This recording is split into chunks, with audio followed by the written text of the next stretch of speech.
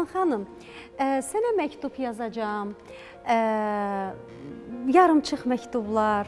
Bax, bu məktub motivi Xuraman Muradova yaradıcılığına nə qədər yaxındır və daha doğrusu hardan qaynaqlanır? Mənim əzizim, ümumiyyətlə mənim üçün məktublar həmişə nə isə elə bil ruhumun, qəlbimin o ən incə nöqtəsində olan bir şeylər olubdu.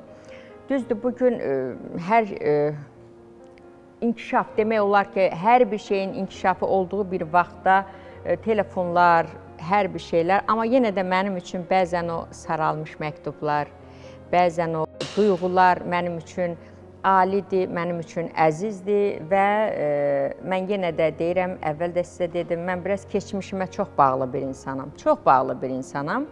Yəni, illər keçsə də mənim öz məktublarım var, şeirlərimi də məktublarla yazaram, belə sadəcə məktubları çox sevərəm, məktubda yazmağı çox sevərəm. Bəzən onlar görərsən ki, İstədiyim bir adama da sadəcə bir məktub kimi yazaram. Halbuki o insanın telefonu da var, mesaj da yazmaq olar, amma bir məktub kimi yazaram, qoyaram. Ya göndərərəm, ya göndərmərəm. Bax, bugün sizə canlı məktubunu, mesajını, görüntü ilə göndərən bir ziyalımız var. İndi məktublarda formasını dəyişib baxı. WhatsApp-la, görüntü ilə, bax, belə bir formada mesajlar gəlir. Və elə bir insanın, elə bir dəyərli ziyalımızın sizin haqqında fikri var. Və bu da sürprizlərimizdən biridir. Və Xuraman Muradova Yazıçılar Birliyinin üzvüdür və təbii ki, onun burada olması təsadüfi deyil və təbii ki, əgər o buradadırsa, onun üçün mütləqdir ki, kim fikir bildirəcək? Xuraman xanımı mən yaxşı tanıyıram. O, Yazıçılar Birliyinin üzvüdür və mən fəxr edirəm ki, bizim aramızda belə gözəl, belə istedadlı şairə var.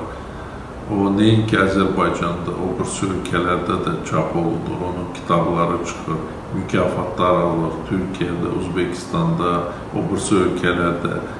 Vakillar Cəmiyyəti ona Xumay quşu da mükafatı verib və mən fəxr edirəm ki, bu mükafatı şəxsən mən özüm ona təqdim eləmişdim. Xuraman xanım çox böyük xeyriyyətçi bir insandır. Neçə insanlara kömək edib, neçə adamlara qol uzadıb, neçə insanları dolandırıb. Mən bilirəm ki, uşaqlara, yetimlərə, şəhid balalarına, qazilərə nə qədər köməklik edir. Və mən hesab edirəm ki, Xuraman xanım bir nümunə ola bilər.